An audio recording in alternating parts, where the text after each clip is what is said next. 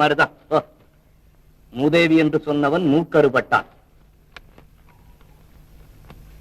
10.5 லட்சம் பேருக்கு வேலையில்லா தொல்லை நீங்கிவிட்டது. போலீஸ்காரர்களையே ஏமாற்றும் பக்கா திருடர்கள் ஐயோ நம்ம கிட்ட ஒன்னும் நடக்காது. அன்புள்ள மகள் லீலாவுக்கு உன் அப்பா தெரிவிப்பது, என்னையும் உன் அருமை தாயாரையும் ஏராளமான சொத்துக்களையும் விட்டுவிட்டு நீ இப்படி போகலாமா?